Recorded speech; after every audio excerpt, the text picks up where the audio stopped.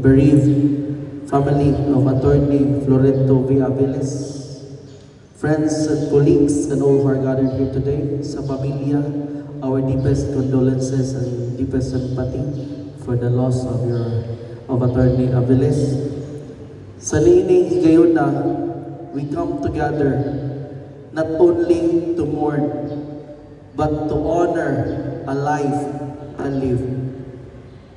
Ang pagpanaw ni Attorney Florento Aviles usa ka dako nga kasubo dili lamang sa pamilya kundi sa tibuok komunidad nga iyang gialagaran.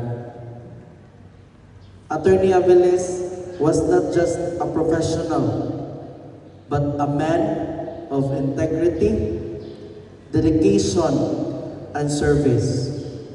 Doon sa iyang pagpangalagad sa katungdanan sa una sa gobyerno, wa pa man kumabot na itong time, pero I know unsa ang iyang na-contribute, unsa ang iyang na himo, unsa iyang naambag sa atong komunidad.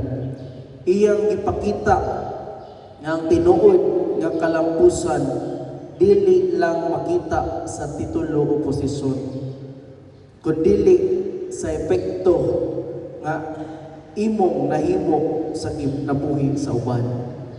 Through his work and his character, he left a legacy that will continue to inspire many. Atong pag-assume na sa opisina isip local chief executive sa Lunangan, niadto ni si Sir Aviles na ko unsay mga nindot ng iyang mga plano, ang iyang mga suggestion, iyang mga ipang-propose para sa senior citizen.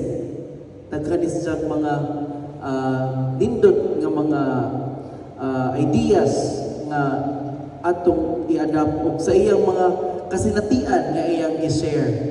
Unya sa iyang mga nadawat nga mga recognition and award nga iyang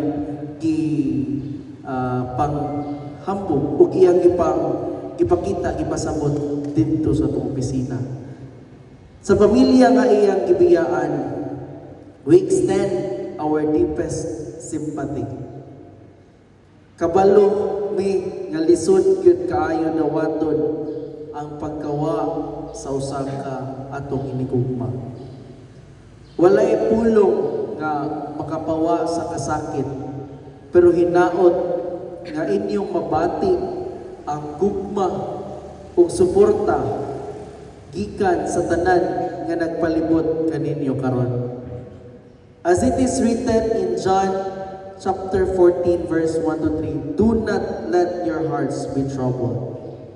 Kini nga pulong naghatag nato og paglaom nga bisan sa kamatayon adunay saad sa kahayag o kinabuhi nga walay katapusan. Let us hold on to that promise. Let us remember Attorney Aviles not only in our sorrow but in gratitude for his life, his service, and the memories he shared with us.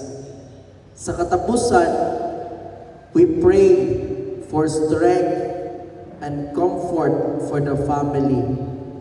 May you find peace in knowing that his life was meaningful and that he will always be remembered with love and respect. And for Attorney Florento V. Aviles, may your soul rest in peace.